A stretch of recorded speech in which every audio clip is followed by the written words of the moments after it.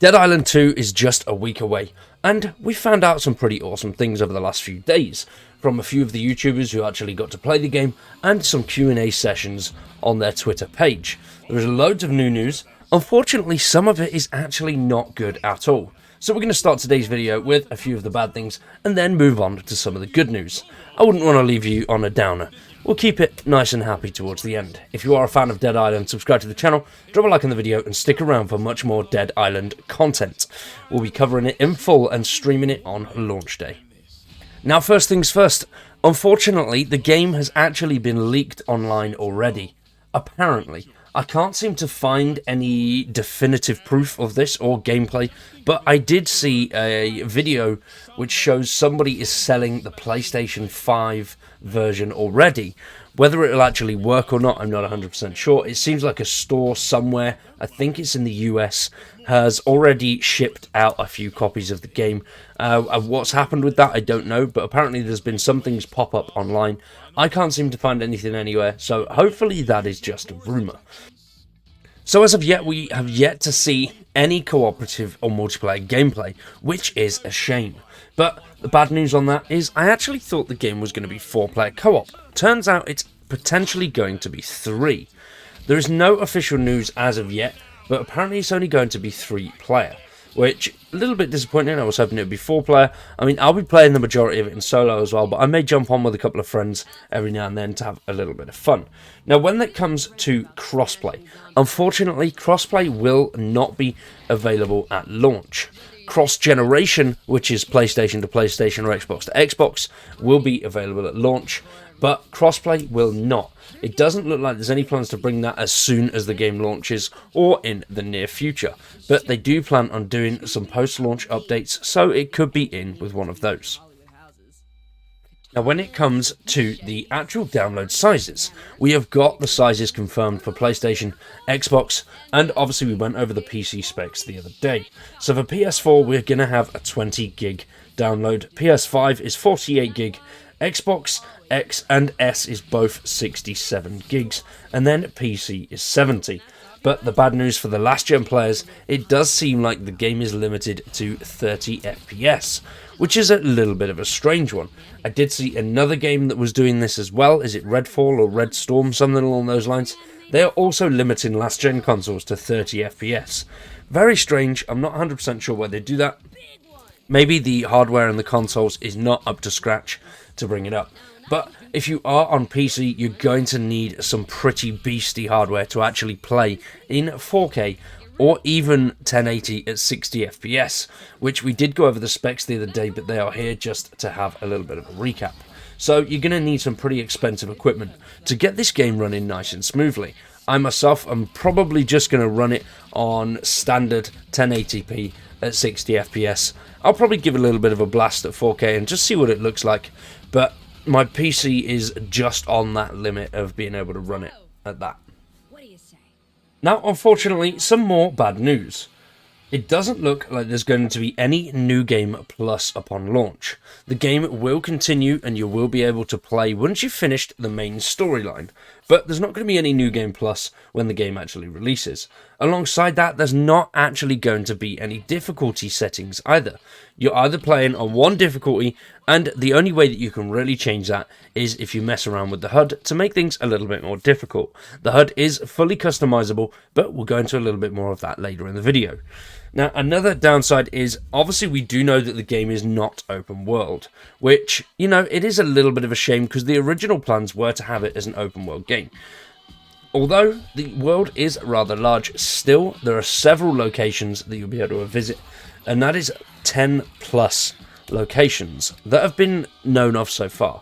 We don't know the exact number, but it does seem like 10 more locations, and they look pretty sizable from what we've seen so far.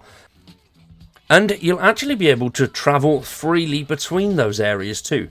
So once you've gone to an area and done a mission, you'll be able to move backwards and forwards between the different areas to see whatever you want to do. And also, there will be different times.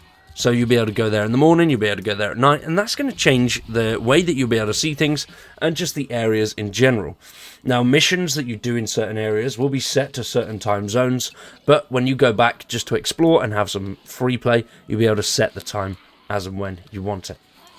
Now, on the plus side, there is going to be a very detailed story, with also some very nice Easter eggs going back and checking out the original games. There's going to be a few Easter eggs, so if you do know what you are looking at and you remember the first two games, then you will actually notice a few little things. Sam B, a rapper from Dead Island Riptide, is making a return with a whole new album as well, especially for Dead Island 2. Now, you do not need to play the first two games to actually know what's going on. If you do play them, then it will just help you with some of those Easter eggs and to know some of the random characters that might pop up. But the storyline is separate, so you don't have to be diving into the first two games to understand. You can come into this with a complete fresh perspective if you wish. Now, when it comes to the storyline, unfortunately, the storyline is only 20 hours long, roughly. Now, personally, I think that is a very short story, especially considering the price tag. We are looking at around about £50 to £60 for the game. So only 20 hours worth of content, I think, is very, very low. But they will be releasing DLC after, obviously, launch. So post-launch, there is no set plans yet, but they have said that DLC will definitely be coming. Now, if you do buy the Hellish version, which is the £70 one, I believe it is, that will entitle you to this DLC without any further payment. The other versions, I'm assuming you'll still have to pay. Although we don't actually know what any of this DLC is or how much we'll actually get, which is a bit of a shame. Now, those 20 hours isn't just the main missions, which is an even bigger shame. Those 20 hours includes side missions too. So far, we know that there are 24 main missions and 33 side missions, alongside 15 lost and found missions, 50 blueprints to collect, 501 journal entries to find, 84 challenges to complete, 124 Zompedia entries, and there are 212 special named zombies to find. So with the main and side quests, that's okay. With all of this other stuff, if you are a bit of a collectible freak like myself and like to get as much as possible done in these games, then I'm assuming you are definitely going to get a hell of a lot more than 20 hours out of the game. Now, with the multiplayer and the co-op aspects, obviously the replayability will be there because you'll be able to do things with friends and have a load of fun with it. So, and getting creative and finding different ways to actually kill zombies is going to be loads of fun. Now, a YouTube channel named GameWatch did an interview with the creative director, and we did find out a few little things from that, which is very, very cool. Now, what we did find out that the HUD, as I was saying earlier on, is fully customizable. So you can change every single aspect of your HUD, which you could remove completely if you did want to increase that difficulty just a slight amount. Alongside that, throwables, which looks really cool. Now, the throwables in the game, once you've actually found a throwable item, you don't lose it once you've thrown it. All the throwables are now on what's called a cooldown. So, obviously, we all know what a cooldown is. You'll throw it, and then it will cool itself down, and then you can use it again. So, you don't have to keep either crafting or finding new throwable items. Now, we don't know if that applies to all throwable items, but there are a few that it does apply to. Alongside that, the weapons are breakable. But unlike the first game, when you break a weapon and you lose it, this time around you don't lose your weapons. What you get is a broken weapon that just produces a lot less damage, and you just need to go and repair it at the workbench. So if you do find your number one weapon that you really, really like, and it breaks, it doesn't matter. You just got to go and repair it. Bish bash bosh, Bob's your uncle. Alongside that, when it comes to the modifications for the weapons, the way that you'll actually be getting a few of those is from zombies themselves. So you have to hunt down certain zombies and collect certain parts of those zombies. Now, we don't know too much about this yet, but it has been said that you'll have to chop off certain parts in certain ways to actually get the part of the zombie. So if you need to get yourself a zombie arm, you will have to actually chop off the arm. It won't be something that drops if you just completely destroy the zombie, which very, very cool, to be fair. Now, we've also found out a little bit more about the survivor cards. Now, the survivor cards are in 4 different categories: the abilities, the survivor, the slayer, and the Newman cards. And then you also get your innate skills cards, which are different depending on the character that you choose. Now, the abilities cards are ones that will give you items like the ground pound, the blocking, and the dodging. And then the survivor cards are ones where you will gain bonuses from the abilities that you've picked. So let's say you've got the ground pound card, you'll find a survivor card that when you perform that move will give you extra health or something along those lines.